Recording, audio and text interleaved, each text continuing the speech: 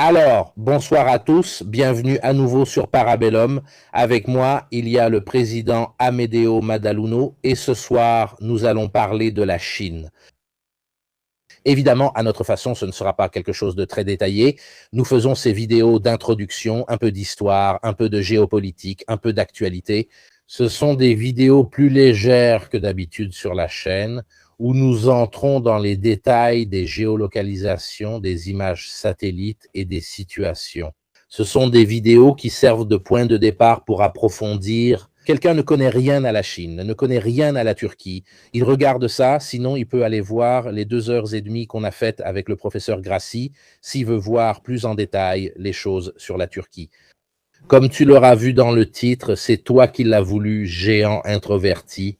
Et en effet, si on regarde aussi bien la situation en Ukraine que celle en Iran, ce n'est pas comme si la Chine avait été particulièrement explicite ou avait pris des risques en disant on leur envoie du matériel comme l'ont fait les Russes avec le Venezuela, on leur envoie des choses et ils risquent ensuite de perdre la face. Ils ont joué de manière très passive par rapport à ce à quoi on pourrait s'attendre en regardant les choses à l'occidental d'un pays avec une telle puissance et de telles capacités. Oui, mais alors, cher Mirko, oui, ça vaut toujours la peine de faire une introduction. Ce sont des épisodes introductifs où nous cadrons certains thèmes. D'habitude, il y a toujours des commentaires de ceux qui se fâchent. Et ils disent « Mais vous n'avez pas parlé de ceci ou de cela ». Nous ne prétendons pas tout expliquer en 2 heures, en direct sur YouTube, toute la connaissance humaine. Nous avons la prétention, ça oui, de vous donner des clés de lecture et des outils pour approfondir, des pistes de réflexion. Et depuis les studios. Le point de départ, justement, c'est la Chine. Un géant introverti, car la thèse de mon travail de ce soir est la profonde introversion d'un pays aux dimensions continentales. Nous avons vu les différents pays du Moyen-Orient, nous avons vu le Maghreb, nous avons vu les Balkans, la Turquie, nous avons couvert un peu de variations géographiques, l'Indochine, l'Inde. Nous passons avec cette série de nos fiches pays aux 3 grandes puissances, en commençant justement par la Chine, donc de grandes puissances aux dimensions continentales. La Chine, que nous la voyons moins extravertie et moins ouverte sur le plan international, c'est un pays relativement silencieux, que ce soit si l'on regarde le climat. Ils ont tendance à se replier sur eux-mêmes. L'Amérique, c'est là, si l'on regarde le Sud, la crise du Golfe, à nos yeux occidentaux, paraît disproportionnellement silencieuse par rapport à sa taille. Comment se fait-il qu'un pays aussi grand, aussi important, la première économie mondiale, selon certains indicateurs évidemment, ne fasse pas de bruit? Pourquoi n'agissent-ils pas comme les Américains ou les Russes en bombardant un pays au hasard, puisqu'ils n'ont encore bombardé personne? Nous verrons qu'en somme, ils ont bien mené leur petite guerre, on espère qu'ils n'auront pas l'idée d'en faire d'autres, mais nous essaierons de comprendre pourquoi tout ce silence. Ici, vous voyez, voilà, l'occidental imagine la Chine comme ça, non? Il y a une grande tension, une grande peur face à la grande capacité de la Chine à pénétrer le marché africain. Ici, nous avons une carte de l'ISPI datant de quelques années. Voilà, bêtement, j'ai coupé les dates auxquelles elle se réfère. Voilà comment était l'Afrique essentiellement il y a une trentaine d'années, entre 20 et 30 ans avec seulement le Soudan, qui à l'époque était encore un seul pays, avant la séparation entre le Soudan et le Soudan du Sud. Seul le Soudan commerçait et avait la Chine comme premier partenaire commercial. Voilà. Aujourd'hui, la quasi-totalité des pays africains ont la Chine comme premier partenaire commercial. Je voulais te demander quelque chose. L'Union soviétique a également accéléré sa chute justement parce qu'elle avait intégré de nombreux pays déficitaires en Afrique, juste pour avoir plus de voix et plus d'importance, n'est-ce pas? La Chine a pris le relais dans ce sens avec le soft power, mais elle le fait d'une manière différente. C'est-à-dire que pratiquement les Russes subventionnaient et donc ces pays étaient devenus un poids mort, surtout lorsqu'il y a eu la période du changement de la valeur de la production alimentaire. La Chine, en revanche, essaye d'avancer. Ils amènent leurs travailleurs et extraient directement, donc disons qu'ils en tirent directement profit, Ce n'est pas qu'ils accordent des subventions directes à fonds perdus, voilà. Absolument, oui. L'approche chinoise est une approche commerciale, c'est une approche de pénétration économique et attention, nous y reviendrons, ce n'est pas une approche comme celle soviétique de pénétration aussi idéologique. Nous y reviendrons, mais notez bien cela et gardez-le en mémoire. L'approche de pénétration chinoise est une approche de pénétration commerciale et économique à laquelle s'ajoute ensuite une influence politique. L'approche des puissances coloniales européennes, très impopulaire auprès de l'opinion publique africaine, est d'abord une approche militaire. Je te conquiers, je t'extermine même, puis vient la subordination économique. L'approche américaine et soviétique pendant la guerre froide était une pénétration à la fois économico-politique et militaire, mais aussi idéologique, surtout autour du communisme ou de l'anticommunisme. Colonialisme, anticolonialisme, colonialisme, hégémonie américaine. Voyez-vous ce qu'il reste essentiellement de la présence française? Une forte présence au Gabon, en Tunisie, une bonne présence sud-africaine dans la partie sud du continent et, sous la rubrique « Autres », qu'est-ce que nous trouvons? En Somalie, essentiellement la Turquie, une pénétration turque. Ensuite, la Chine, dans les pays où la Chine pénètre, désormais la première puissance, le premier partenaire commercial européen, ce n'est plus la France, mais tenez-vous bien, c'est notre Italie. Là, Cadrez davantage l'autre carte, celle qui est plus à gauche. Voilà, comme nous le voyons aussi pour les Européens, la Chine, celle avec toutes les régions. Voilà celle-ci. Voyons comment, dans le débat, dans le dialogue, dans la dialectique entre la Chine et ses voisins. Merci Antonio, le globe terrestre est superbe, merci beaucoup. Vous voyez les provinces et les gouvernorats dans lesquels la République populaire de Chine est divisée, ainsi que les régions et les régions autonomes. Surtout celles historiquement peuplées par des minorités ethniques comme au sud, le Yunnan, le Tibet, le Xinjiang ou Turkestan oriental, habitées par une importante minorité turcophone et musulmane, et bien sûr la Mongolie intérieure. Une autre région, le Ningxia, habitée par les Hui, qui sont des Chinois Han, mais de religion musulmane. Évidemment, l'autonomie, comme il y a aussi en Russie des oblasts autonomes, oui, enfin, autonomes, on le répète 2 fois, voilà, en réalité, il n'y a absolument aucune autonomie. Voyons les régions frontalières disputées avec elles. L'Inde avec laquelle la Chine a mené, si je ne me trompe pas, 2 ou 3 guerres frontalières, qui se sont essentiellement terminées par un match nul. Et certains analystes disent non, ce sont les Chinois qui ont gagné parce que d'autres disent non, ce sont les Indiens qui ont tenu bon parce que c'est un match nul en substance. Cela a eu un impact dans un contexte où le pouvoir politique s'était endormi, parce qu'avec la politique des Gandhi, l'Inde n'était pas particulièrement armée. Au contraire, l'intervention chinoise par traîtrise, même dans leur conflit avec le Pakistan, etc., leur a fait changer d'avis. C'est là que la militarisation de l'Inde a commencé. Jusqu'à quand c'était? 56, si je me souviens bien. Jusqu'à ce moment-là, l'Inde n'avait absolument pas l'armée qu'un pays de cette taille devrait avoir, voilà. Tout à fait, c'est bien ce qui s'est passé. Ensuite, nous avons les points verts en bas, donc cette petite île. Ce point à l'extrême sud, c'est une zone disputée avec le Vietnam. Et ensuite, nous avons Taïwan. Nous en avons maintenant été informés même par la presse grand public.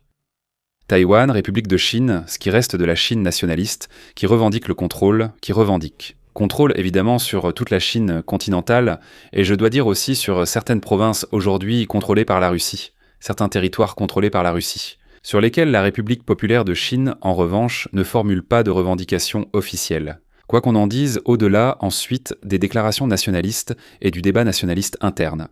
En gris clair, les îles d'Aïyu disputées avec le Japon.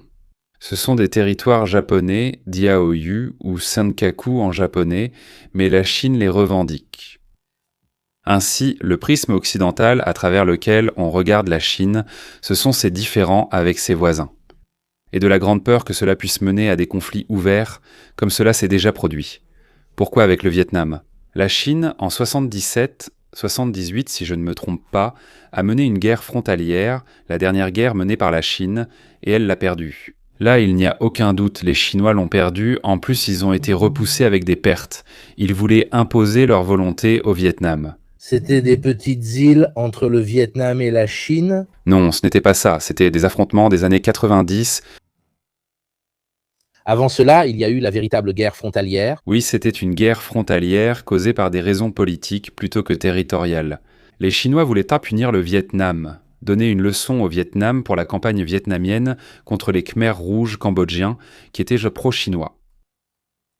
Donc si nous regardons les dernières guerres menées par la Chine, de 1949 à aujourd'hui, depuis la proclamation de la République populaire de Chine, nous avons la guerre de Corée, terminée sur un match nul, les guerres avec l'Inde, 2 ou 3, je ne me souviens plus, terminée sur un match nul, la guerre avec le Vietnam, perdue, donc plusieurs matchs nuls et une défaite, et nous avons la quasi-victoire des guerres menées en mer à partir des années 90 guerres, affrontements, escarmouches jusqu'ici. Donc nous voyons comment, au fil du temps, la Chine acquiert de plus en plus de confiance dans ses moyens militaires, surtout vis-à-vis de ses voisins. Donc c'est la grande peur occidentale qui est la Chine. J'ajouterais aussi les guerres sino-japonaises, dans le sens où l'essentiel a été fait par l'armée officielle, celle de Kenek et Sheshek, c'est-à-dire Chiang Kai-shek. Les communistes ont fait très peu, et ensuite ils se sont pratiquement affrontés aux nationalistes quand ceux-ci étaient déjà épuisés, parce qu'ils avaient subi presque 10 ans d'occupation japonaise. Ils se sont pourtant attribué le mérite, comme s'ils avaient eux-mêmes vaincu les Japonais. Toute l'usure est retombée sur l'armée nationaliste, et le coup final leur a été porté par les Russes, lorsqu'ils ont attaqué vers la fin de 1945, c'est justement à la mi-1945 en Mandchourie. Voilà, le Mandchoukou, en fait, qui à l'époque était... Donc, ils ont revendu cette histoire d'avoir repris tout le territoire, mais en réalité, l'armée japonaise était épuisée et le coup final leur a été porté par les Russes, pratiquement. Précisément. Maintenant, je te demande la diapositive suivante. Nous oublions que la Chine, c'est aussi cela, sa carte géopolitique interne. La Chine est un pays de dimension continentale, que nous pouvons donc lire, comme tous les grands pays, en cercle concentrique. Le noyau historique de la civilisation chinoise, qui n'est pas une civilisation maritime, mais une civilisation hydraulique, c'est-à-dire l'une des grandes civilisations nées sur les fleuves, comme celle de la Mésopotamie et de l'Égypte, se trouve entre le fleuve jaune et le fleuve bleu, que vous voyez ici mis en évidence. Les terres fertiles, la culture du riz dans le sud de la Chine, du blé dans le nord de la Chine, une civilisation donc essentiellement hydraulique et autoritaire. Je n'ai pas besoin de répéter, nous en avons déjà parlé, la théorie de Wittevogel sur le despotisme oriental des civilisations hydrauliques. C'est le noyau de la Chine. Les grandes dynasties impériales chinoises qui remontent à plusieurs millénaires avant Jésus-Christ, la civilisation chinoise dans son ensemble a environ 4000 ans évidemment, pleinement. Nous sommes en 1800 avant Jésus-Christ, si je ne me trompe pas, avec les premiers témoignages d'écriture et d'un État centralisé. Voilà.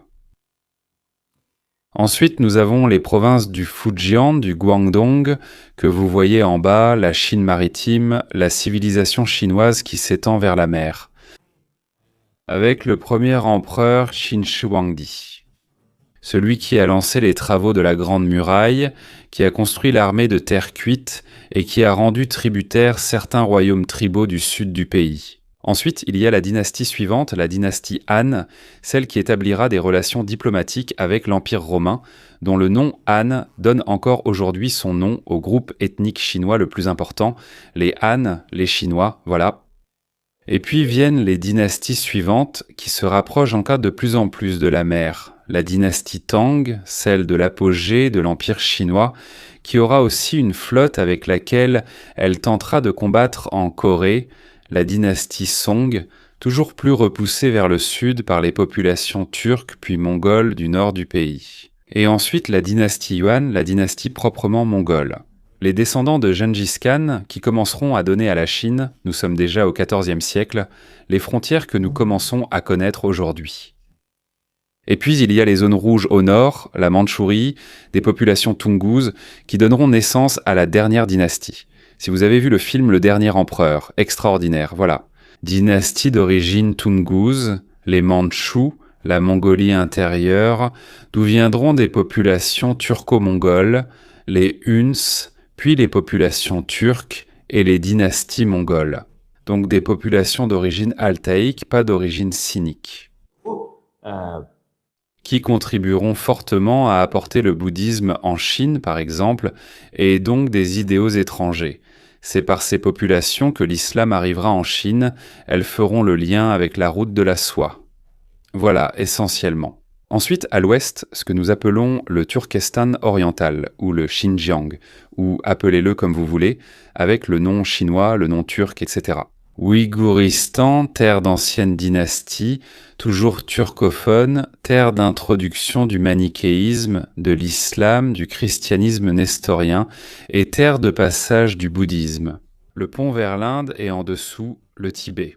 Donc des terres non Han, qui ont été à plusieurs reprises dans l'histoire tributaires de diverses dynasties chinoises et que la Chine revendique donc comme siennes, mais qui ne sont pas culturellement Han, qui ne sont pas culturellement chinoises.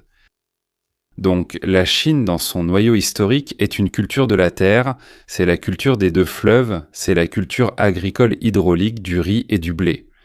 Un peu comme toutes les histoires du monde, non? La culture mésopotamienne, les civilisations naissent toujours autour des fleuves. Je voulais te demander aujourd'hui à quel point la Chine est-elle homogène du point de vue des ethnies? Y a-t-il encore cette différenciation ou, à part les zones les plus éloignées, elles sont plus ou moins homogènes? Parce que c'est un facteur important, l'homogénéité, si l'on veut entrer dans un affrontement entre grands pays. Eux, ils ont des dizaines et des dizaines de minorités ethniques. Une population d'1,4 milliard, pas seulement 1,5 milliard, même s'ils le disent, on y reviendra, une population d'1,4 milliard de personnes compte des dizaines et des dizaines de groupes ethniques différents, officiellement reconnus. Le noyau massif de la population chinoise est constitué par les Chinois Han, c'est-à-dire des populations de culture et de langue sinique, qui ont l'héritage culturel du confucianisme, surtout aussi du bouddhisme, du taoïsme, de leur religion traditionnelle, leur paganisme chinois. Que ces populations absorbent ensuite des minorités ethniques, eh bien cela vient de l'histoire.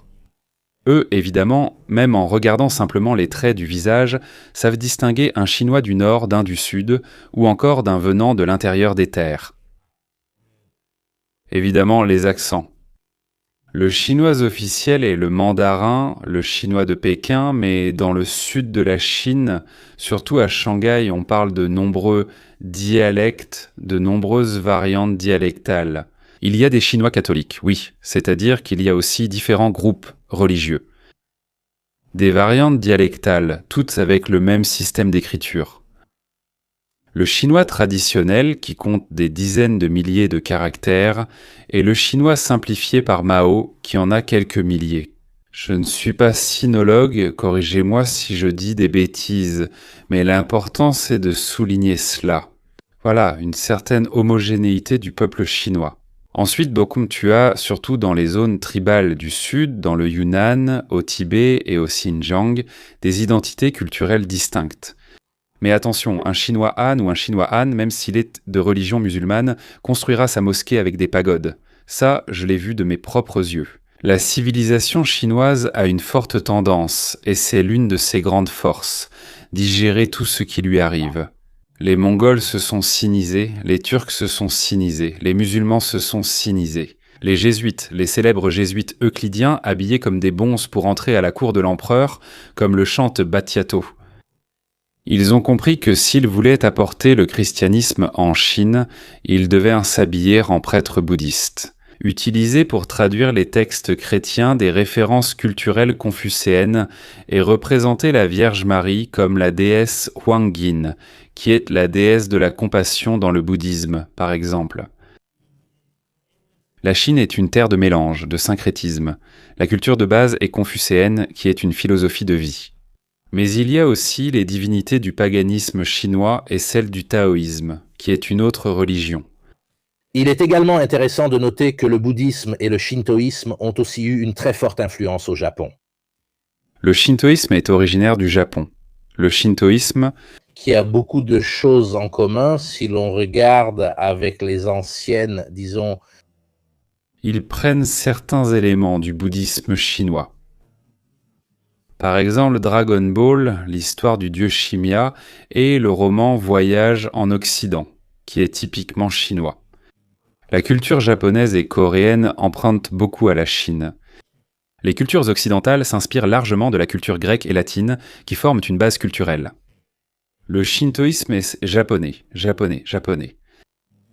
Ce sont des racines profondes, ce sont des racines, par exemple, aussi du christianisme. Non, le fameux numéro 12 qui remonte jusqu'à l'époque de Gilgamesh. Pour donner une idée, il y a les choses sumériennes, le fameux chapeau pointu en forme de poisson du pape, qui reprend même clairement cela. Voilà. Exactement, non. C'est précisément ça. Donc, ceci existe. Le manichéisme, qui est une religion d'origine iranienne, complètement disparue en Iran, passe en Chine, où il devient une religion mystérique, se répandant dans les sectes secrètes, lesquelles régénèrent ensuite la triade, la mafia chinoise. Diapositive suivante. Il y a entre l'État et les différentes confessions religieuses des frictions, l'époque du communisme, etc. En Chine, l'État a toujours contrôlé la religion. L'empereur doit officier les rites, comme le dit déjà Confucius, donc la religion traditionnelle chinoise. Les rites confucéens au ciel, le taoïsme, sont sous contrôle impérial. Dans les palais impériaux, il y a la pagode taoïste, le temple confucéen, le temple bouddhiste, des religions sous le contrôle de l'État. Évidemment, cela provoque des frictions avec les grands monothéismes universels, l'islam et le christianisme, avec tout ce que cela implique. L'État chinois aujourd'hui, sous la dynastie rouge, s'appelle le Parti communiste, mais ce n'est qu'une des autres dynasties impériales. La dynastie rouge essaie de faire ce que les empereurs chinois ont toujours fait, c'est-à-dire contrôler les religions. Non. Cela pose des problèmes surtout avec l'Église catholique pour la nomination des évêques. Avec un dialogue qui continue, mené par le roi. C'est un progrès après des décennies de persécution contre les chrétiens et d'importantes ouvertures faites par le pape François. Mais l'approche chinoise est intéressante au lieu d'avoir une approche violente à la japonaise. Par exemple, souvenez-vous de la révolte des chrétiens et ensuite de l'extermination des chrétiens au Japon. Ils les ont carrément bannis et exterminés, des châteaux entiers ont été brûlés, là où les chrétiens s'étaient cachés et ont été assiégés. Les Chinois préfèrent une méthode de contrôle. Il est inutile de s'opposer à une religion, il vaut mieux la contrôler directement. Essayer de contrôler, oui. Le chinois a cette approche, ce qui n'exclut pas des persécutions parfois très fortes, surtout pendant le maoïsme. Mais oui, l'approche chinoise est un peu moins tranchée que celle des Japonais. La Chine semble inarrêtable, mais elle a de grandes fragilités internes. J'ai un cher ami avec qui j'ai voyagé en Chine l'été dernier, qui voyait toutes les villes chinoises comme hyper modernes, avec les robots qui livrent la nourriture, les taxis et voitures autonomes, tout électrique et ultra moderne. Il se promenait et répétait « C'est fini, ils ont gagné, rendons-nous ». Il était bouleversé par la modernité de la Chine. Les Chinois n'ont pas gagné parce qu'ils ont une situation démographique que vous voyez ici qui est dévastée. À côté, l'Italie s'en sort bien.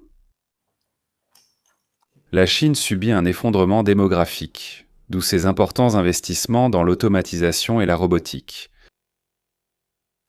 Et puis évidemment ceci. Avec les inefficacités causées par une économie qui est encore planifiée, encore en grande partie centralisée, ce qui provoque une distorsion dans l'allocation des ressources, qu'une économie purement de marché en a moins. Donc les gouvernements régionaux, pour bien paraître et atteindre les objectifs de croissance du PIB, en Union soviétique produisaient d'énormes plaques d'acier qui ne servaient à rien. En Chine, ils construisent des villes. Vous voyagez en Chine, vous voyez les fameuses villes fantômes complètement vides. Ça n'a pas beaucoup de sens si, en période de déclin démographique, créer toutes ces villes fait augmenter le PIB, certes, mais ensuite, il reste des cathédrales dans le désert, dont l'Italie d'ailleurs est célèbre. Les cathédrales dans le désert. Non, mais ici on passe à une autre échelle, c'est-à-dire qu'ils ont construit des villes pour des millions d'habitants qui sont vides et qui resteront vides. Donc tu comprends que tu gaspilles des ressources, des capitaux, de l'énergie, etc. Juste, je voulais poser cette question parce que je crois que c'est quelque chose qui n'est jamais abordé. Comment la migration vers la Chine est-elle perçue? Dans le sens où nous avons vu que le manque de personnes, littéralement en Europe, a conduit à une grande migration forcée à cause des guerres, des famines, etc., mais aussi voulues. C'est-à-dire, je me souviens d'un demi-million de Syriens, de 2 millions de Turcs en Allemagne, etc. Il y a aussi eu une recherche, entre guillemets, de main-d'œuvre à bas coût. La Chine a-t-elle des politiques pour dire « venez en Chine » ou des choses de ce genre, ou n'est-elle pas particulièrement ouverte? La culture japonaise est terrible. Dernièrement, ils ont rendu... L'autre jour, je me souviens de Ciao Japonais, une chaîne avec laquelle j'ai fait un live il y a 4 ans, que je salue d'ailleurs, qui dit qu'aujourd'hui, au Japon, par exemple, ils ont rendu l'obtention du visa beaucoup plus restrictive. Des trucs du genre, si tu veux obtenir le renouvellement de ton visa, tu dois avoir été au Japon pendant au moins 5 ans auparavant, travailler, tu dois payer des taxes énormes, on parle de milliers d'euros pour un visa. Donc les Japonais, qui ont toujours eu cette mentalité comme culture générale, maintenant ils l'ont encore plus, ils sont devenus encore plus fermés que d'habitude. Alors, les cultures confucéennes de base sont réfractaires, mais pas par méchanceté, c'est juste que ce sont des cultures auxquelles il est difficile de s'adapter. La Chine a eu une culture très ouverte aux influences étrangères dans son histoire. Ils ont intégré toutes les religions étrangères. Le bouddhisme, c'est-à-dire qui connaît un grand retour parce que, comme toutes les sociétés vieillissantes, la Chine aussi se tourne vers le fatalisme. Les temples bouddhistes sont pleins à craquer. Et ils sont pleins, paradoxe sur paradoxe, de jeunes. D'ailleurs, je demande à mon guide chinois, mais vous dites que le pays est officiellement un pays communiste, et donc il n'est pas séparé, officiellement vous promouvez la laïcité, mais pourquoi? Ici, le temple bouddhiste de Shanghai est plein de jeunes qui prient. Elle te regarde, 30 secondes, elle réfléchit. Quelle réponse puis-je donner? En Chine, il y a la liberté religieuse. Nous, l'État, nous promouvons la laïcité, nous promouvons... Oui, j'ai compris, c'est le refrain. Mais pourquoi y a-t-il autant de jeunes du temple bouddhiste ici? En Chine, il y a la liberté religieuse.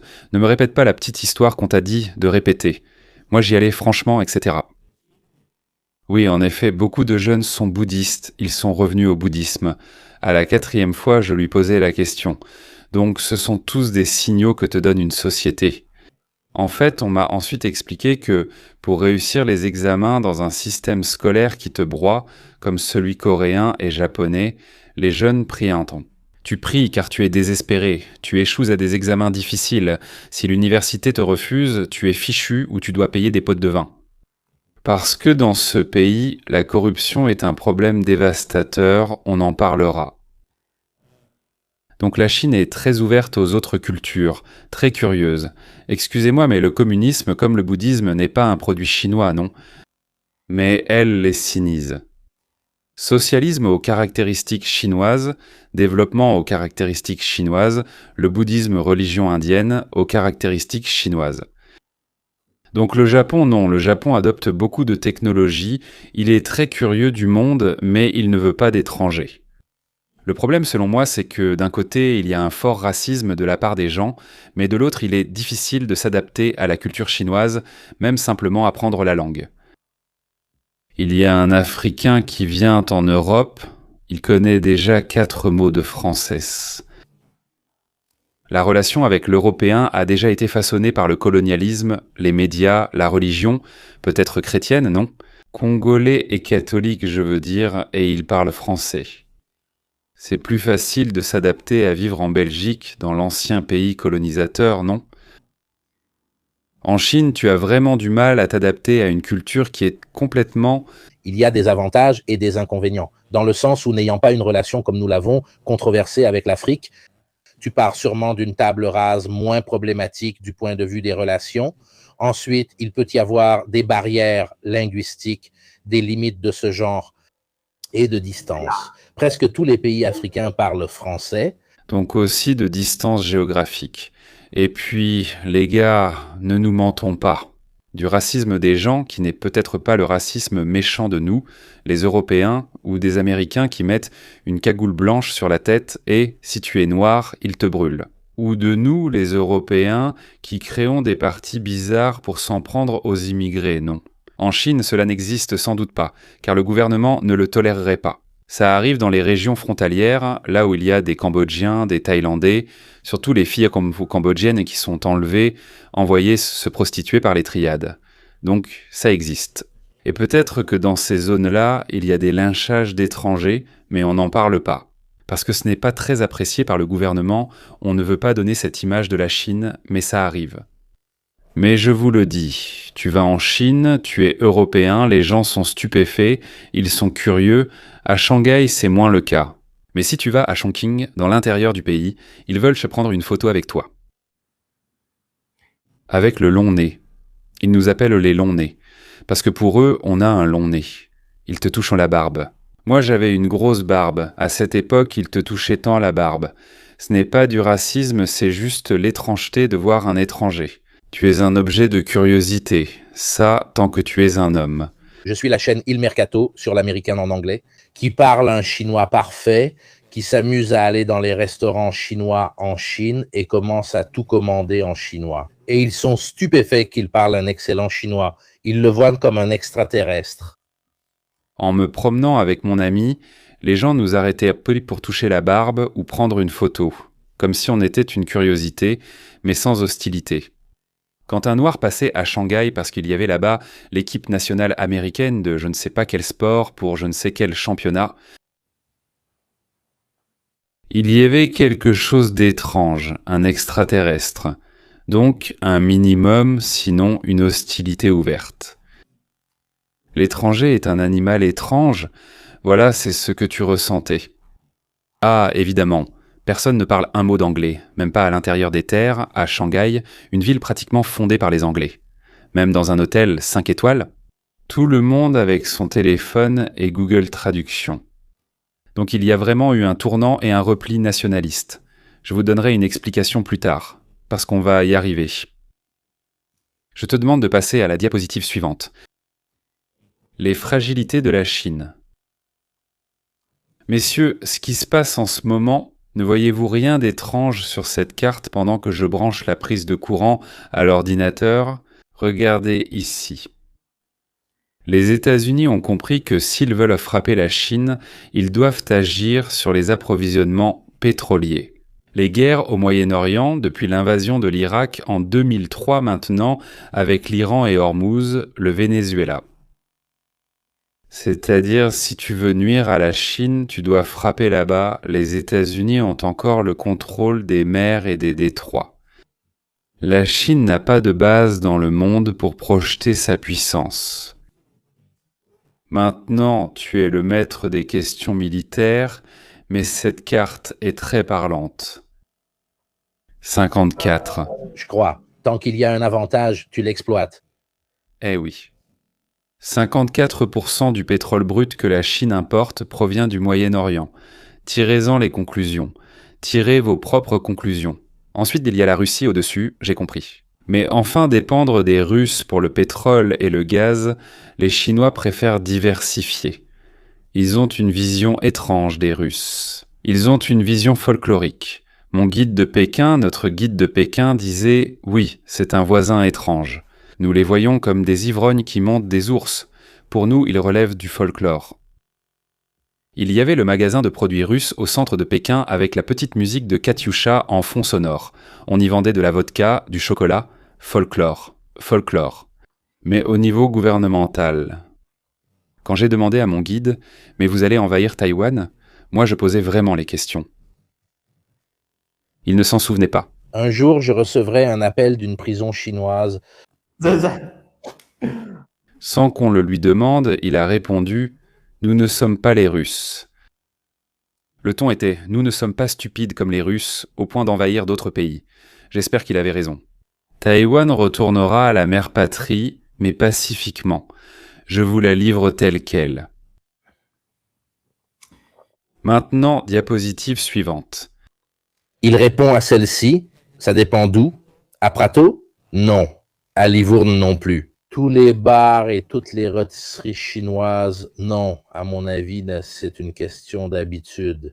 À Prato, personne ne remarque un Chinois comme Ma, les gars. Mais c'est normal que la personne... Si tu vas sur l'île de Svalbard, tu seras probablement le seul Chinois sur l'île de Svalbard. Quelqu'un regarderait autour de lui, non? Donc tout est relatif, mais cela est dû au fait qu'il n'y a pas un grand accès dans ce sens. Il n'y a pas de moyen d'attirer cela. Regarde l'Amérique. En Amérique, il y a de tout parce qu'ils ont basé, du moins avant Trump, disons, c'était un pays très cosmopolite dans ce sens. Donc, elle a toujours basé sa prospérité sur l'immigration. Mais oui, mais ensuite, je répète, je viens juste de dire qu'en Chine, je n'ai ni vu ni entendu parler du racisme virulent que nous, les Européens, avons envers les populations non européennes. C'est-à-dire, je viens juste de dire qu'en Amérique, les Noirs, qu'on a plus ou moins enlevés et amenés comme esclaves en Amérique, le Ku Klux Klan les brûlait vifs. C'est-à-dire, je ne comprends pas pourquoi il veut être problématique avec tout. À Milan, si tu es asiatique ou noir, personne ne te fixe du regard dans une ville cosmopolite. Si tu vas dans certaines zones de ma province natale, à Bergame, eh bien, on te regarde mal. Mais pas si tu es noir ou asiatique, plutôt si tu viens d'une autre région d'Italie. Donc partons du contexte. Voilà. Je te demande la diapositive suivante. La culture stratégique occidentale et la culture stratégique chinoise. Ici, j'ai mis les échecs et ici, j'ai mis le jeu de Go. Le Go est le nom japonais, le nom chinois, si je ne me trompe pas, et Weiki, que je prononce sûrement très mal. Dire Go en japonais est plus facile. Beaucoup de choses chinoises nous parviennent à travers la culture japonaise.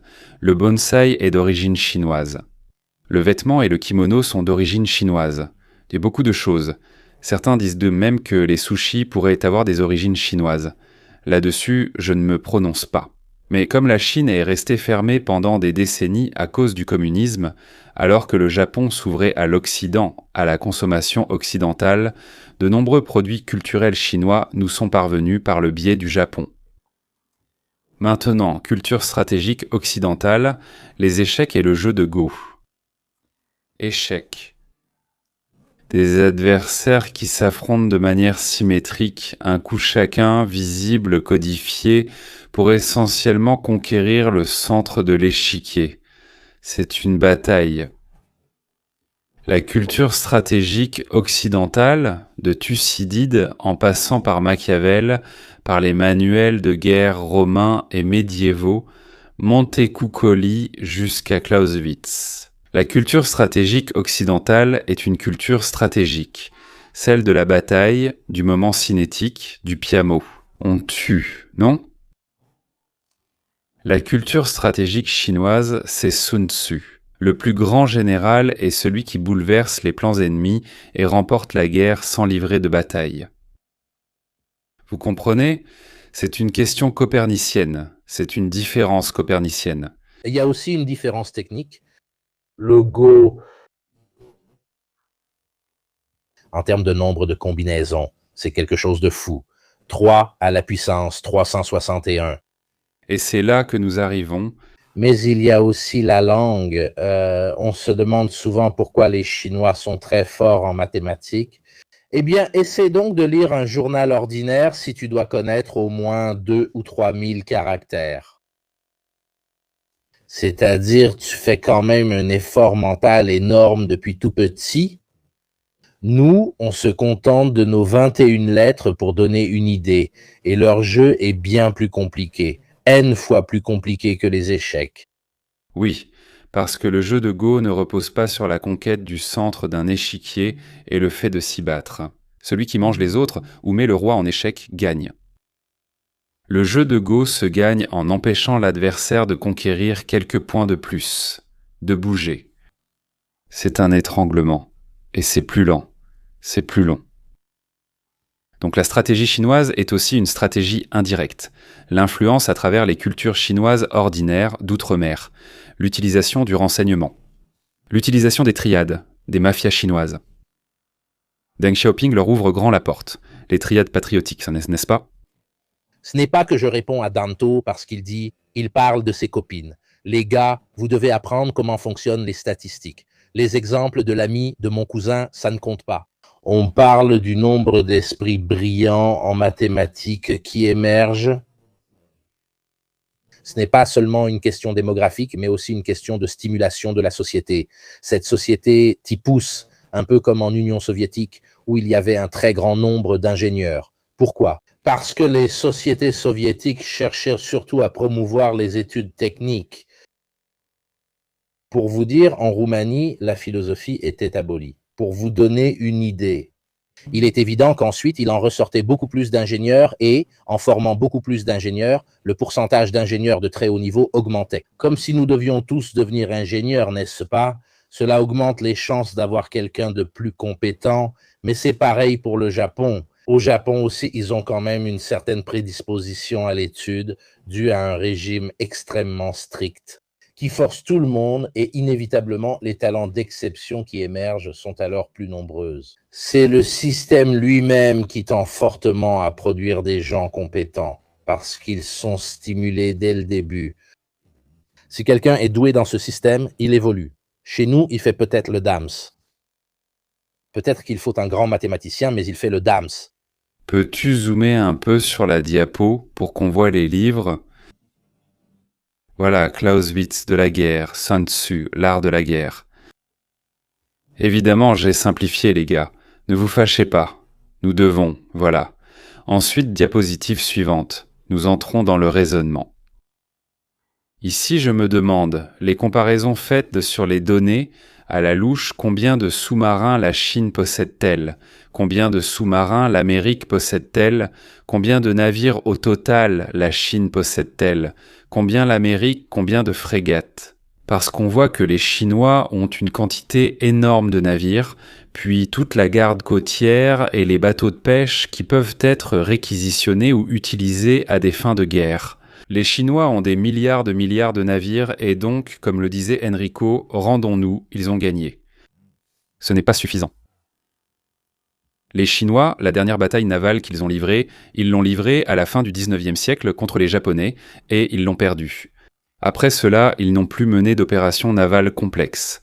L'affrontement frontalier des années 90 avec le Vietnam, par contre, là ils l'ont remporté, comme nous le disions. Les Américains se sont construits comme une puissance navale. Ils constituent une puissance navale. Et ce, depuis plus d'un siècle. Les Américains, leur première opération amphibie, puis les marines, ils l'ont réalisée au XIXe siècle contre les pirates barbaresques d'Afrique du Nord. Les Américains font cela depuis vraiment des siècles. Ils ont retenu la leçon. Quel était le plus grand danger en ce qui concerne la guerre d'indépendance américaine? C'était le blocus naval anglais. Ils ont tout de suite compris qu'il fallait avoir leur propre marine. En fait, les premiers navires qu'ils ont sortis, comme la Constitution pour donner une idée, ou la Trincomalee, etc., étaient déjà conçus. Avec le fait que nous ne sommes pas capables de produire autant que les Anglais, donc nos frégates, puisqu'ils ont le Live Oak, un bois particulièrement dur, ils doivent être capables d'affronter plusieurs navires en même temps. Ils avaient immédiatement compris quel était le facteur déterminant de la puissance anglaise. Tu vois, même sur ce graphique qui est un peu ancien, en bas, il y a écrit le tonnage, 1,8 million. Maintenant, ce sera peut-être 2,2, 2,3, même 2 millions et demi.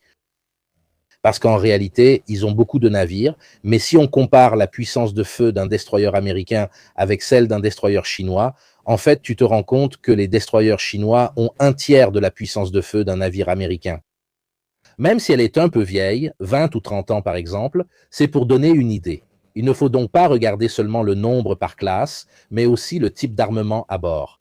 Par exemple, je n'ai jamais considéré la marine russe en disant qu'un destroyer russe vaut un destroyer américain ou qu'un croiseur russe vaut un croiseur américain. Pourquoi? Les Russes bourraient leurs navires à ras-bord. Le Moskva, ou le Kirov si vous préférez, avait un potentiel de feu presque 2 fois supérieur à celui de son équivalent américain. Parce que la stratégie russe était de se dire, de toute façon, ils vont couler la flotte, donc lors d'un affrontement, on tire tout ce qu'on a et on essaie de faire le plus de dégâts possible. Donc, comparer seulement un navire d'une classe à un navire d'une autre ne te donne pas une vision complète des capacités. Et je simplifie, j'enlève les technologies, la communication, à quel niveau ils peuvent communiquer, se coordonner, etc., etc. La majorité de ce que possèdent encore les Chinois, bien qu'ils s'améliorent du point de vue de la production nationale. Et allez revoir le live que nous avons fait avec Lanzara et Bussy. Concernant le défilé chinois, faites attention, lors du dernier défilé chinois, les véhicules d'origine soviétique étaient inexistants. C'était tout du matériel autochtone, tout fait maison, alors que dans la marine, ils ont encore beaucoup de dérivés. Pour dire, l'un des 3 porte-avions est encore un vieux porte-avions qui a été construit en Ukraine. Et pourtant, qu'est-ce que les Chinois achètent encore aux Russes? Des moteurs d'avion, très souvent. Parce que sur ce point, pas toujours, mais sur ce point, les Russes pensent sont encore meilleurs que les Chinois. Et je crois que c'est la dernière chose qui reste aux Russes comme avantage. Un avantage voué à disparaître. Je te demande la diapositive suivante. Réforme, investissement, modernisation, et ensuite nous parlerons aussi de la corruption. Comme vous le voyez, la Chine et les forces armées chinoises ont changé. Depuis la proclamation de la République populaire en 1949, l'Armée populaire de libération, qui n'est pas un organe de la République populaire de Chine, mais un organe du Parti communiste chinois, qui la contrôle par l'intermédiaire de la Commission militaire centrale. C'est-à-dire que la République populaire de Chine n'a pas d'armée. C'est le Parti communiste chinois qui a une armée. Donc un contrôle politique fort sur les forces armées, comme dans tous les pays communistes. Voilà, elle était centrée sur les troupes terrestres. L'état-major de l'armée populaire de libération contrôlait directement l'armée. C'était l'état-major de l'armée. Ensuite, il y avait la marine et l'aviation qui avaient dans leur propre état-major. La primauté revenait à l'armée. Ils étaient très en retard. Il n'y avait pas de concept d'opération interarmée. La marine et la force aérienne étaient considérées comme une extension des troupes terrestres. La doctrine chinoise a évolué au fil des décennies, lorsque dans les années 90, ils ont commencé à introduire un concept d'opération interarmée. En se rendant compte de ce que les Américains avaient accompli avec la guerre du Golfe en Irak, lors de la guerre du Golfe au début des années 90, donc là, la doctrine chinoise évolue. En étudiant les Américains, ils sont très doués pour étudier ce que font les Américains. Il y a eu une grande évolution. C'était l'ancienne structure.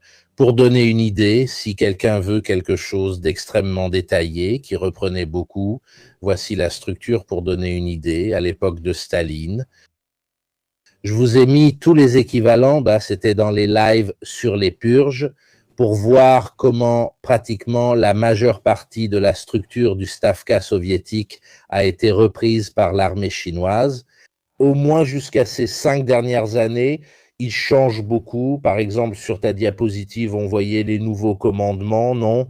La structure de commandement organisée par région, etc., rappelle un peu les structures de commandement à l'américaine. Il change donc sur le plan opérationnel. Là, il reste encore la partie politique, parce que la partie politique de l'administration, celle de l'époque de l'armée rouge, existe encore, c'est-à-dire la politique dans la commission des affaires juridiques, le comité central, et ils ont encore la partie du politburo. Comme vous pouvez le voir, c'est resté complètement.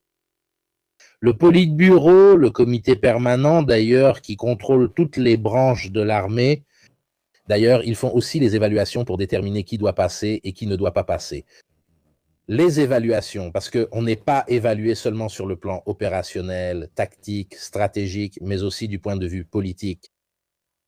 Donc, il est intéressant de voir qu'ils sont en train d'évoluer. Ma théorie, lors du direct sur les purges, était que cette modernisation des forces armées va clairement à l'encontre, en revanche, des diktats politiques. Si tu veux avoir une armée efficace comme celle que devient l'armée chinoise et mener des opérations interarmées, tu dois avoir un certain degré d'indépendance opérationnelle, stratégique et tactique, beaucoup plus élevé que ce que, selon moi, le parti est prêt à accorder.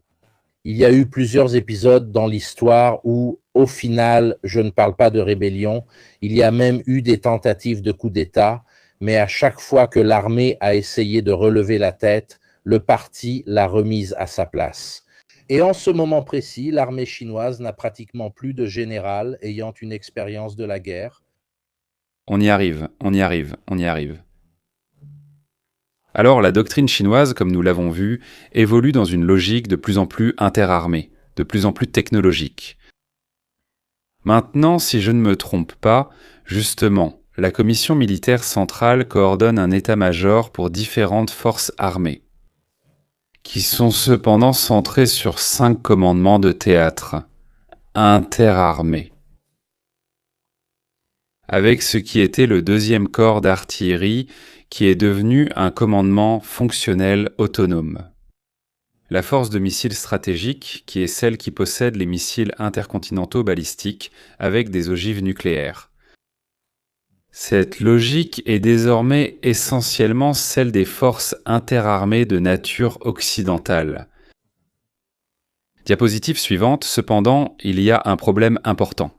D'un côté, la corruption au sein des forces armées, comme dans toutes les structures du gouvernement chinois. C'est un pays qui a un problème de corruption vraiment fou, et le citoyen chinois le sait, il l'accepte. Pourquoi le gouvernement tolère-t-il la corruption ? Parce qu'il s'en sert ensuite pour faire le ménage. Si tout le monde est corrompu, tout le monde a quelque chose à cacher.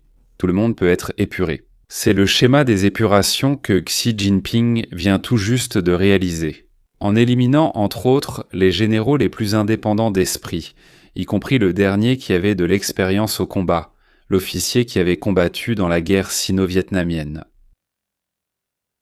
Si je ne me trompe, Zhang Yuxia était le dernier, non? Zhang Yuxia, exactement. Donc écarté, écarté, écarté. En cours d'enquête, il y en a un qui est actuellement en service. Dans la mesure où des nouvelles nous parviennent de Chine, les gars, parce qu'il n'y a pas franchement de transparence. Oui, j'ai vu des informations que j'avais trouvées pour ce live sur les purges. En réalité, j'avais découvert que l'un d'eux n'avait pas été éliminé par Xi Jinping, mais par l'autre clique. Donc, ils s'éliminaient aussi entre eux pour essayer de s'imposer. Puis Xi Jinping est arrivé et comme la clique de Zhang Yuxia était en train de gagner, Xi Jinping l'a écarté. Et donc, on ne sait même pas s'ils vont en installer d'autres ou si cela sera réformé. En ce moment, il fait office de remplaçant en pratique, mais il ne reste plus que lui.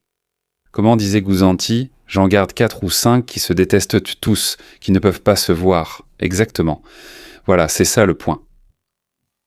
Donc maintenant, quand nous analysons les forces armées chinoises et la capacité de la Chine à faire la guerre, nous parlons d'un pays qui a d'énormes capacités industrielles que nous, en Occident, n'égalerons plus. D'énormes capacités technologiques que nous, en Occident, avons du mal à égaler aujourd'hui, une démographie dévastée qui, envoyant-ils mourir à la guerre, les enfants uniques, ils sont en train de se robotiser, non ? Et une armée minée par le népotisme, la corruption, où l'on est promu pour sa fidélité politique, plus que pour ses compétences. Et aucune expérience. Et aucune expérience. Donc, c'est ça le point. Qu'est-ce que je dis ? Qu'aux États-Unis, il n'y a pas de corruption ? Je ne dis pas ça. Qu'aux États-Unis, il n'y a pas de népotisme ? Je ne dis pas ça. Qu'aux États-Unis, il n'y a pas de promotion pour fidélité politique ? Il suffit de voir qui est l'actuel secrétaire à la guerre. Et donc disons que l'actuelle direction américaine dit vouloir contrer la Chine, mais travaille en fait pour le roi de Prusse, en somme. C'est quelque chose qui saute aux yeux. Évidemment, en Chine, tout cela se passe à une autre échelle, une échelle chinoise. Tu as une capacité industrielle et productive, je le répète, que l'Occident n'égalera plus. Nous ne les rattraperons plus. Nous devons le tuer en visant la tête. Voilà. Mais il faut aussi dire que la Chine n'a pas l'expérience du combat que les États-Unis ont. Espérons qu'elle ne l'obtienne jamais. C'est ça le vrai point. D'un autre côté, sur la technologie, Tintin, la compétition est ouverte. Ici, je me retire en bon ordre devant toi et devant un Marco Bussi. Mais je vous donne quand même quelques pistes de réflexion. La Chine est Nous avons dit que la Chine est un pays communiste. Oui. D'après la Constitution, oui. Ils ont encore des plans quinquennaux. Ce qui définit le communisme, c'est la propriété étatique, publique, collective des moyens de production. Aujourd'hui, tu peux même être propriétaire de terrains et de bâtiments, je crois. En plus des usines, donc la privatisation des moyens de production est presque totalement accomplie. Donc la transition vers un pays capitaliste de jure autant que de facto est à un stade extrêmement avancé. Cependant, il y a un parti qui s'appelle le Parti communiste, qui selon la Constitution de la République populaire de Chine a la primauté dans les organes de gouvernement. Il y a d'autres petits partis. Il y a 8 partis légaux en Chine. 7 sont des marionnettes, complètement inutiles. C'est le Parti communiste qui a la primauté. C'est le Parti communiste qui, selon le statut et je crois aussi selon la Constitution de la République populaire de Chine, il se réfère à la pensée de Marx, au marxisme-léninisme, à Mao Zedong, à Deng Xiaoping et ensuite à Xi Jinping qui est le noyau du parti. En Chine, vous ne trouvez pas de livre de Mao en vous promenant ? Je vais dans la librairie de Shanghai avec des livres en langue étrangère. Il y a un livre de poèmes de Mao, mais il y a ici le rayon Xi Jinping. Je vais à Shanghai, dans le bâtiment où le Parti communiste chinois a été fondé. Ils vendent les livres de Xi Jinping. Là-bas, il y avait peut-être un livre de Mao. Mais le petit coin, mais chaque dirigeant essaie-t-il de... Il y a ce culte de la personnalité, de passer de l'un à l'autre. La véritable idéologie, messieurs, ce n'est pas le communisme ou le socialisme aux caractéristiques chinoises, qui est le terme qu'ils utilisent et qui, à mon avis, est beaucoup plus intéressant. La véritable idéologie, c'est le nationalisme aux caractéristiques chinoises, avec un contrôle fort d'un parti unique qui n'est rien d'autre que la nouvelle dynastie impériale. Et justement avec un nationalisme qui se part d'une prise de conscience de l'antiquité et de la supériorité de la culture chinoise. Je vous donne des pistes sur certains idéologues. Wang Huning, qui est le véritable intellectuel de référence de Xi Jinping et du Parti communiste chinois. Wei Wei et Yang Suetong, qui sont 3 grands idéologues du nouveau nationalisme chinois.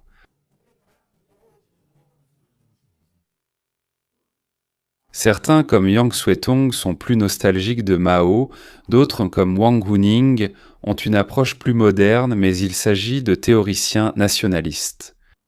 Que reste-t-il de Mao ? Eh bien, le portrait sur la place rouge, vous ne trouvez pas de livre. Le maoïsme chinois lui-même, cependant, contrairement au communisme soviétique, n'a jamais vraiment cherché à se répandre autant, ni à financer des groupes maoïstes. Ils avaient une relation avec les Khmers rouges, ils avaient une relation avec quelques factions de guérilleros africains, mais c'était surtout des partis à l'étranger qui se référaient à Mao, se déclaraient le maoïste, comme les Naxalites indiens, comme les maoïstes du Népal, comme le Sentier lumineux au Pérou. Si je ne me trompe pas, la Chine ne cherchait pas à les soutenir, elle ne faisait pas ce que faisait l'URSS, qui finançait, soutenait, parfois même militairement, toute une pléthore de partis communistes à travers le monde. Que reste-t-il de Mao en Chine ?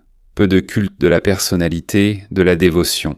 Au niveau du parti, cependant, en pratique, en réalité très peu. Il y a plus de Xi Jinping dans la Chine d'aujourd'hui que de Mao. Voilà, c'est là que c'est plus confucéen que communiste. Donc, inconnu est la solution à vos problèmes et aux miens. Alors, messieurs, je vous remercie honnêtement. Je reçois beaucoup plus d'ennuis. Je sais que beaucoup de ceux qui me suivent l'utilisent puisque Incogni a renouvelé aussi pour les prochains mois. Et revoilà le président à la mortadelle. Bravo David, il a tout de suite compris la référence. Nous y voilà. Voilà, désolé pour l'interruption. Diapositive suivante, passons au conseil de lecture. C'est pour dire que tout ce que je vous ai raconté ce soir ne sont pas les délires d'un fou. Non pas parce que je ne suis pas fou, mais parce que ce ne sont pas des délires. Il existe une vaste bibliographie, alors Nicolas Christadoro a été invité sur cette chaîne, expert en renseignement, il a écrit ce beau livre sur la stratégie indirecte chinoise. Comment le coup du dragon est-il appliqué ? Je vous conseille absolument de le lire. Donc ce n'est pas un texte incontestable. Voilà, très très efficace. Les questions militaires, alors, Simone Dossi est-il peut-être le plus grand expert de stratégie chinoise en Italie ? Pour l'éditeur Il Mulino, il a récemment publié La muraille d'acier, qui analyse les doctrines chinoises. Voilà, Simone Dossi, tous les 2 ou 3 ans, veut un livre d'analyse sur les doctrines chinoises. Il lit les documents, il se tient à jour sur les sites chinois, donc lisez ses livres. Il faut dire que les Chinois ne publient pas leur doctrine. En fait, dans le livre, il explique comment. Ensuite, spéculer et essayer d'y arriver, c'est ce qu'ils font comme les Américains. Regardez, on fait la guerre multidimensionnelle, ils sortent dans des articles ou des choses comme ça, puisqu'il n'y a pas de livre blanc. Les Russes le font aussi, parce que les Russes écrivent aussi un document doctrinal, au moins un document de cadrage, surtout sur la... Les Russes l'écrivent. Bon, ceux-là sont plus génériques, mais par exemple, si on regarde ce qui était écrit dans les années 90, les Américains en ont vraiment retenu beaucoup. Il y a une énorme discussion sur la guerre multidomaine, la doctrine, etc. Les Chinois, non, il n'y a pas de livre qui disent « voilà ce que nous voudrions faire ». Il faut se procurer le livre blanc qu'ils publient de temps en temps. Concernant les doctrines, le texte de référence sur les doctrines militaires chinoises est celui du ministère de la Défense pour ceux qui lisent l'anglais. China's military strategy. 1949. Donc c'est un peu ancien. Parce qu'à l'époque, la défense active Était la toute première doctrine. C'était la défense passive, dans le sens où tu nous envahis. Nous t'attaquons comme des guêpes. Tu viens, tu envahis, et nous t'attaquons comme des guêpes de tous les côtés. Puis ils s'en sont rendus compte. Et c'est là que l'Occident entre en jeu, surtout après la première guerre du Golfe. Attendre que l'adversaire te frappe, si ce sont les Américains, ils te mettent KO, donc tu ne peux pas faire ça. Alors on revient en arrière, on change de concept, c'est-à-dire la défense active, éloigner l'adversaire, ce qui est en fait ce que font toutes les puissances. Les Russes ont une obsession pour les États tampons. Les Américains veulent te mener la guerre partout, sauf en Amérique, de préférence sur les côtes de l'Europe, de l'Australie ou à Taïwan. L'idée, c'est d'éloigner l'adversaire et eux, en revanche, ont le concept de défense active. Ce qui me frappe beaucoup, surtout en regardant ce qui se passe en Chine depuis 20 ans, c'est qu'ils ont tiré toutes les leçons du Japon. Si on regarde la période où le Japon s'industrialise et commence à défier la Russie, et puis les Occidentaux, en général, ils oublient aussi leur propre tradition, c'est-à-dire qu'ils adoptent les vêtements occidentaux. Regardez, même si c'est un film un peu mauvais, mais Le Dernier Samouraï, c'est un peu n'importe quoi, même s'il est vaguement inspiré, mais il y a des aspects qui sont réalistes, comme le fait qu'on ne pouvait plus porter la coiffure de samouraï, etc. Peu à peu, ils se sont détendus en réalisant qu'il n'est pas indispensable de porter veste et cravate. Très bien. Tu peux aussi te rappeler ta culture. Ce n'est pas un hasard si, pendant la Seconde Guerre mondiale, ils ont produit plus de 3 millions de katanas, parce que cette culture est restée alors qu'ils avaient interdit de porter l'épée dans les années 20, dans les années 30, pour donner une idée. Donc les choses avaient changé. Parce que si l'on regarde la progression militariste japonaise et celle économique, même du point de vue industriel, elle ressemble beaucoup à la trajectoire chinoise. Et en fait, laquelle était-ce ? L'idée japonaise, c'était de créer la sphère de coprospérité et d'augmenter toute la zone d'influence autour du Japon pour combattre un éventuel adversaire le plus loin possible de la mère patrie. Au final, on arrive toujours à la même conclusion si tu dois créer une force militaire, une marine, etc. Donc, ce concept de défense active. Quand j'ai vu les lignes, pas seulement la fameuse ligne aux 13 traits, ensuite, cela dépend du document.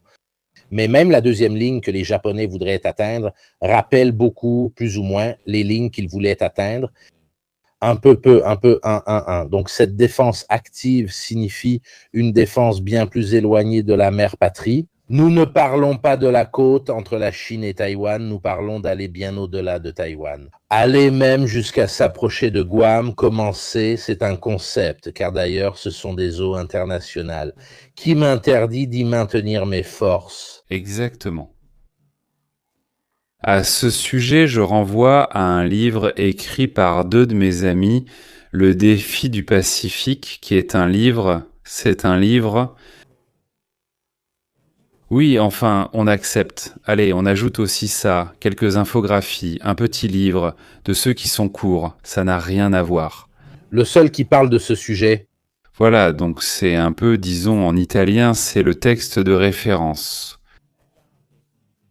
Maintenant, blagues à part, pour ceux qui, comme Lanzara, sont passionnés et ressentent de l'excitation sexuelle.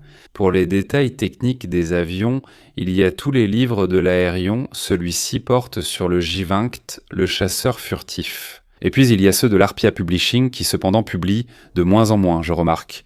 Ils ont fait des choses magnifiques, vraiment.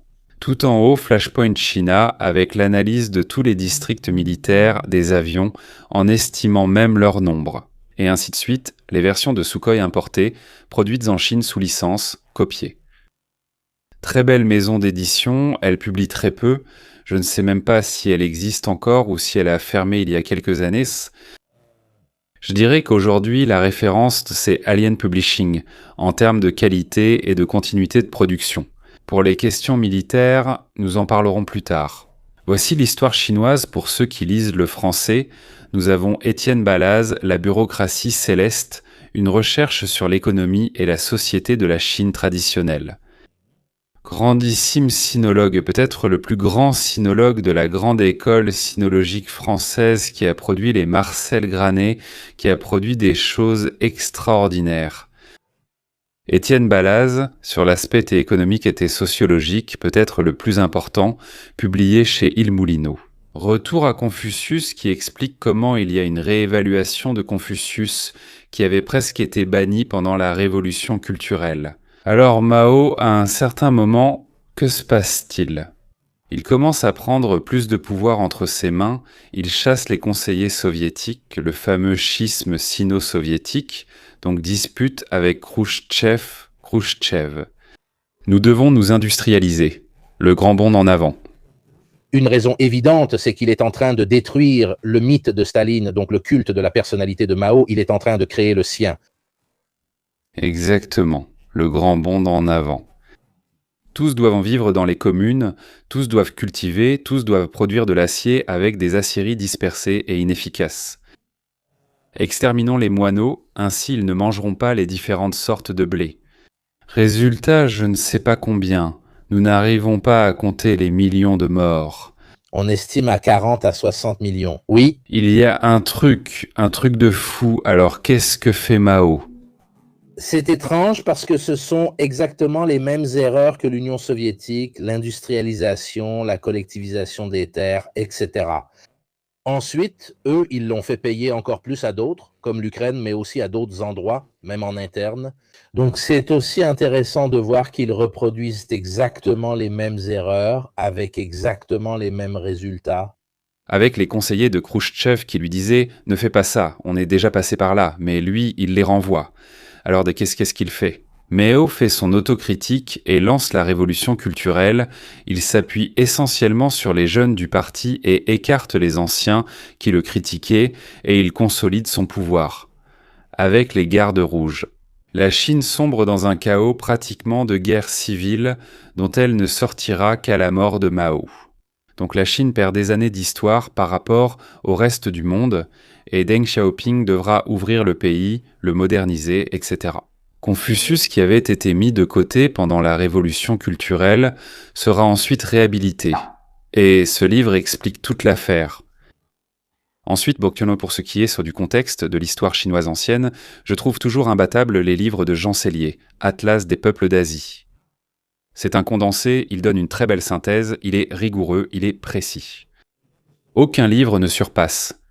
2 réflexions sur la Chine contemporaine, 2 livres éclairants sur le regard que la Chine porte sur les États-Unis.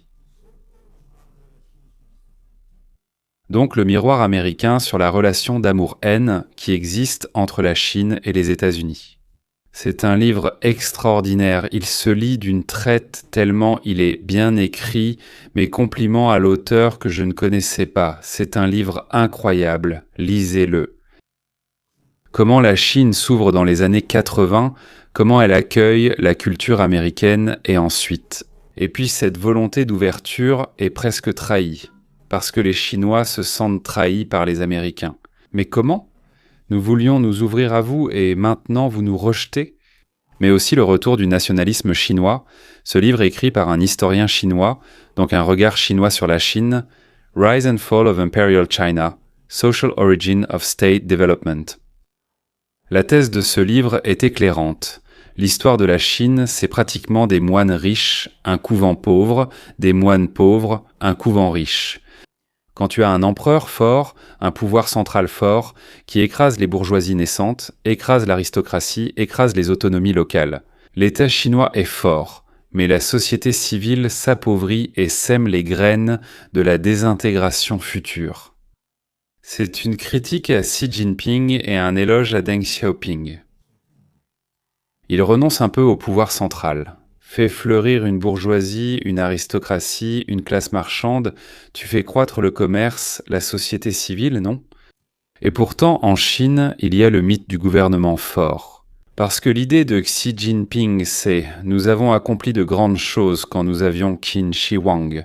Quan Shi Huang, qui a chassé les Mongols et les Huns, fait construire la Grande Muraille, les empereurs Ming qui ont chassé les Mongols, Mao qui a chassé les Japonais. Voilà, donc l'expulsion des envahisseurs étrangers est faite par un roi fort, un empereur fort, c'est ce dont la Chine a besoin. Ce n'est pas que le mythe de l'homme fort nous manque en Europe. Merci beaucoup. La Chine dominera le XXIe siècle, mais sera freinée par ses fragilités internes. Si je le savais, je pourrais te le dire, mais après, je devrais te tuer. Mais je n'en ai aucune idée, c'est trop difficile. Les deux choses ne s'excluent peut-être même pas. Peut-être que la Chine sera le pays le plus important du XXIe siècle, mais ce ne sera pas une domination absolue et écrasante comme celle des Américains, car ses faiblesses internes l'en empêcheront. Qui sait, peut-être que les deux choses ne s'excluent même pas. Eh bien, je veux me lancer. Si la Chine ne fait pas l'erreur de faire la guerre, elle sera probablement la première civilisation sur la planète si elle ne fait pas cette erreur. Voilà. Parce qu'elle a tout ce qu'il faut pour avoir le pouvoir sans forcément devoir l'utiliser. Concrètement, ils ont la plus grande économie, la plus grande industrialisation, ils utilisent bien le soft power, ils n'ont pas une histoire compromettante avec la majorité de la planète. Pas si vous demandez à l'Inde ou au Tibet, mais en général, pour le reste du monde, il n'y a pas de problème. Donc, il leur suffirait de ne pas faire la guerre, de ne pas commettre l'erreur que font tous les pays qui s'industrialisent, se militarisent, etc. De faire une guerre, parce que ce serait la plus grande catastrophe pour un pays comme celui-ci. Malheureusement, 4000 ans d'histoire militaire nous disent qu'on finit toujours par en arriver là.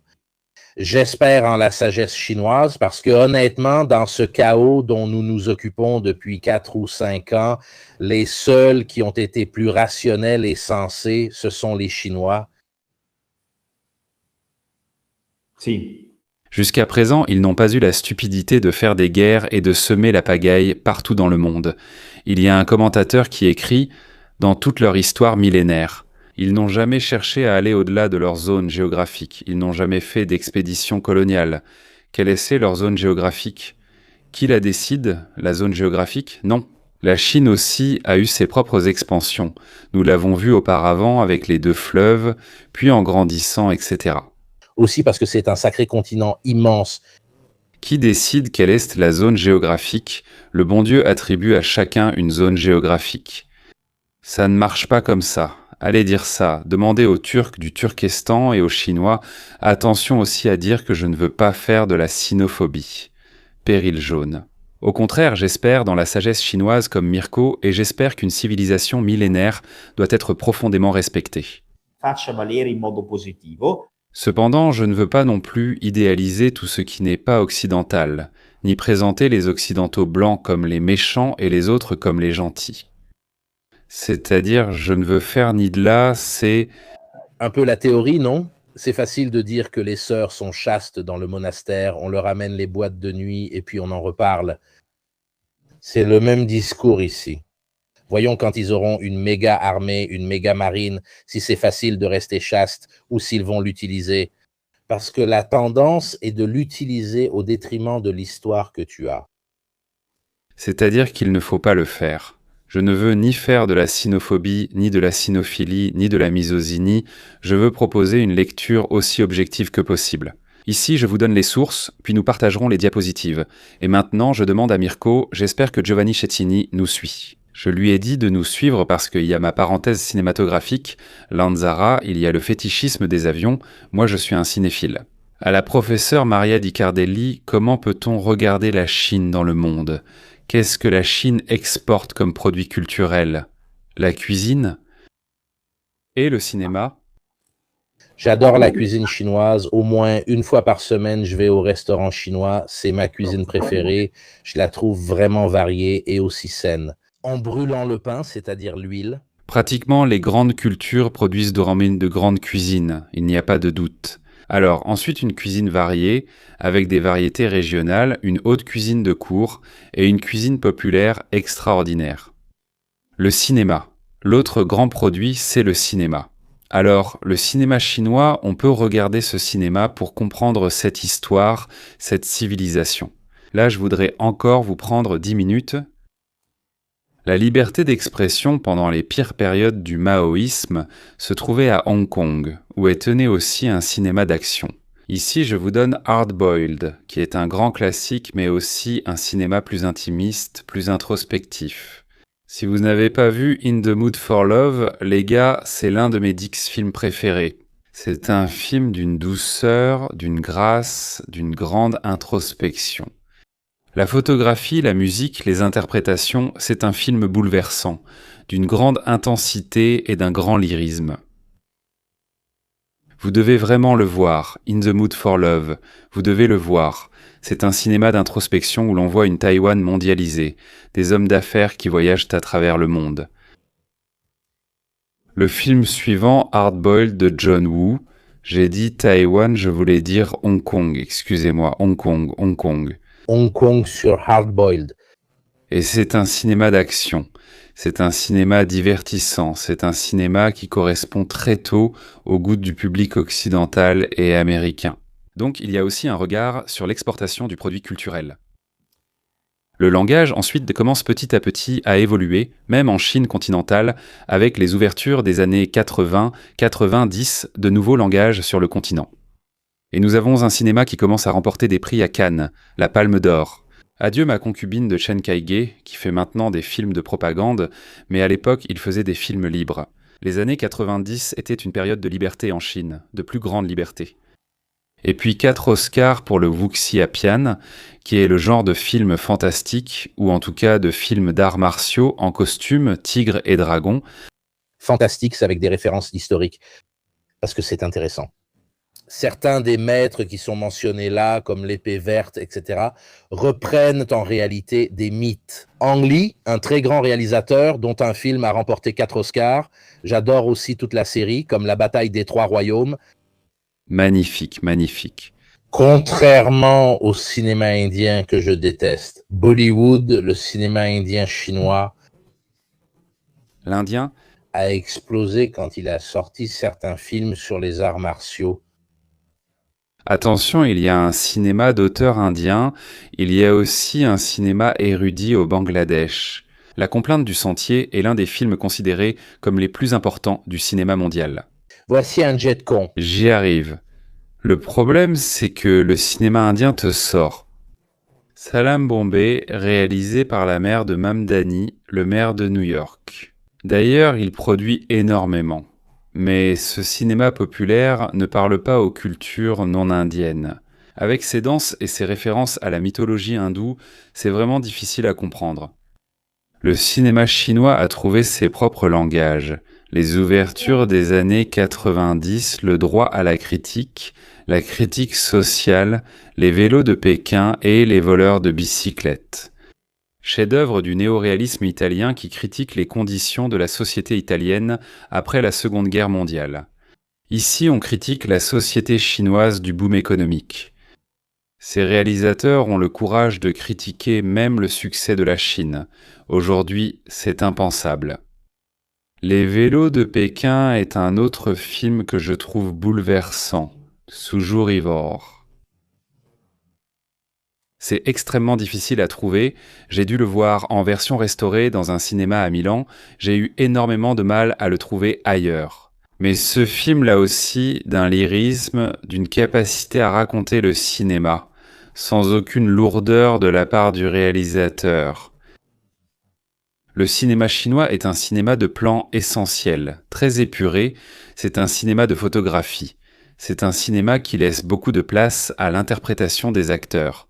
On distingue les styles de certains réalisateurs, comme ceux du film à grand spectacle, comme Zhang Yimou. Et nous y arrivons maintenant. Parce qu'il y a aussi le film de propagande Kiro, le film à grand spectacle.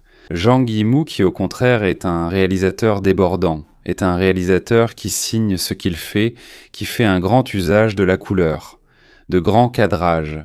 Le gouvernement lui prête des soldats pour faire de la figuration. Comme le faisait Staline avec Eisenstein, on l'appelle l'Eisenstein chinois, il a été le réalisateur des spectacles des Jeux Olympiques de Pékin en 2006. Donc c'est un film incroyable, très amusant, grandiloquent, puissant, énorme, colossal.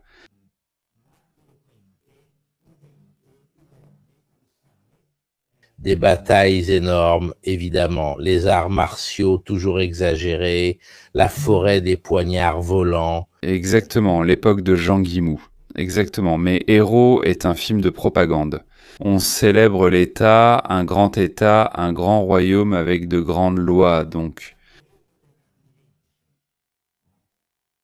Quindi Propagande de grande valeur. Avec également une référence à l'humiliation chinoise. Exactement, une propagande tape à l'œil. Voici la bataille du lac Changjin. Pour moi, on ne peut pas regarder un film sur la guerre de Corée sous l'angle de l'exactitude historique. Mickey Mouse a la guerre de Crimée et de Corée. Ce sont des films sur les Japonais, où l'on voit les Chinois tuer les Japonais façon Rambo, mais pas Rambo, Rambo version Hot Shots. Oui, vraiment des trucs. Comme un Chinois tuant 700 Japonais alors qu'on sait ce qui s'est vraiment passé. Si je peux dire propagande, voilà, aujourd'hui on fait vraiment de la propagande. Putain, le pire, c'est le Rambo chinois, qui est Wolf Warrior. Cela dit... Attends, je sauve une personne. Dans ce film, il y a Scott Adkins. Oui. Scott Adkins, les gars, regardez ces films si vous êtes amateur d'arts martiaux, parce qu'il est peu connu, mais c'est un monstre au niveau des arts martiaux. Scott Adkins. Techniquement, rien à dire sur Wolf Warrior. Techniquement, rien à dire sur la bataille du lac Changjin. Tu vois qu'ils ont des moyens, tu vois qu'ils ont de l'argent, des fonds, tu vois qu'ils savent les utiliser, tu vois qu'ils savent faire les effets spéciaux. Trop d'effets spéciaux dans Battle of Changjin, Wolf Warrior, par contre impeccable, mais comme un autre film sur un pilote de chasse. Maintenant, je ne me souviens plus du nom. Un Top Gun à la chinoise, magnifique. 800 héros, un colossal. Sur la résistance à Shanghai contre les Japonais. Je veux dire, techniquement, rien à redire sur ces films. Le problème, c'est que, à part 800 héros, qui est aussi valable en soi. Ce n'est pas mal, je l'ai vu, mais tu sais, sur ce point, ils sont similaires aux Japonais. Regardez Le Dernier Voyage du Yamato, un film japonais très rhétorique. Très rhétorique, très romantique. Ce voyage s'est ensuite très mal terminé pour rien. Dernièrement, les Japonais me déçoivent. Ils commencent à faire des films qui sont vaguement nostalgiques, qui célèbrent des choses que j'adore pourtant. Le Yamato, c'est une histoire lamentable. On l'appelait l'hôtel Yamato parce qu'il n'a pratiquement rien fait. Récemment, j'ai vu que les Japonais ont refait 2 fois les films sur le Yamato, dont un sorti il y a quelques années. Les hommes du Yamato, les hommes du Yamato, les hommes du Yamato, où l'on célèbre le sacrifice pour rien. Alors, trop de rhétorique.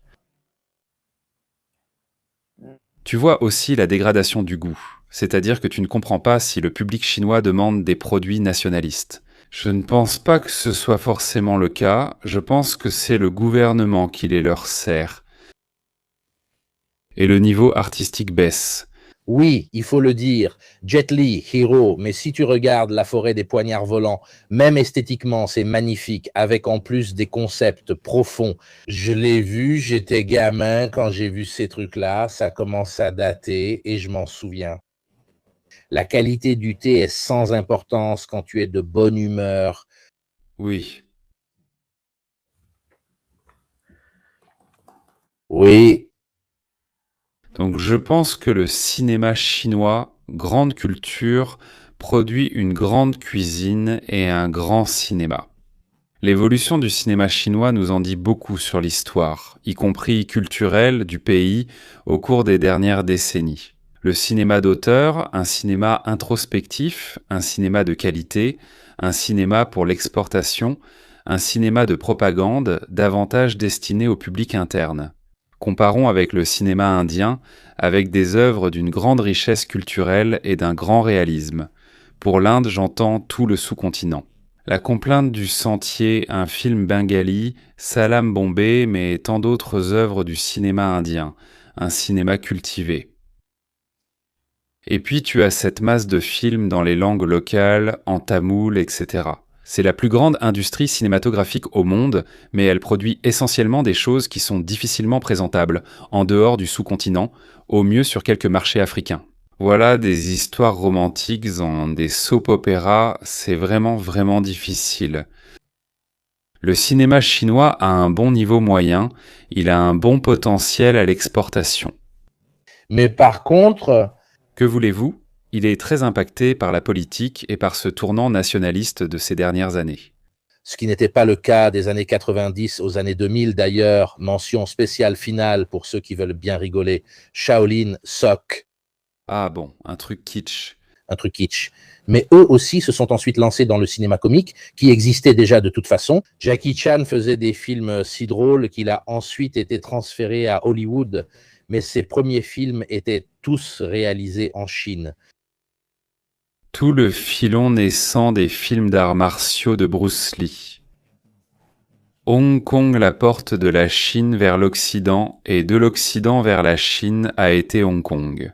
Pendant des décennies, elle a eu... Vois à quoi ils m'ont fait penser. Drunken Master. Je ne le connais pas. Regarde-le, c'est dans le style de l'ivrogne.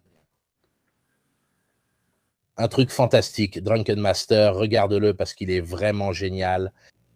Prenons la Grande Muraille avec Damon, je crois que c'est une abomination.